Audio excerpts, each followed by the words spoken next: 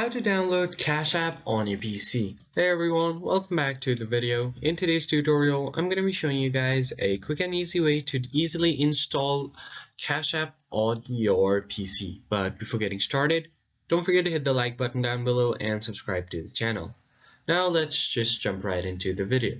So in order to download Cash App on your PC, you'll need an Android emulator. So I suggest you download BlueStacks. Go ahead and open up your web browser and search for BlueStacks download.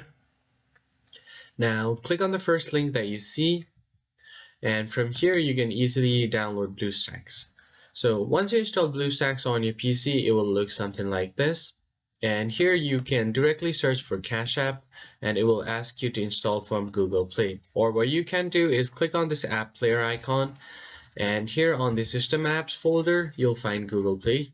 So just click on Play Store. And now on the search bar, you can easily search for Cash App. Hit enter. And once you find Cash App, you can just download it from here. Or in this case, you can just search like this. And now from here, you can easily tap on the install button to easily install the app on your Android emulator, and you can easily use the app from there. So that's pretty much it, guys. I hope you found this tutorial helpful, and I'll see you guys on the next one.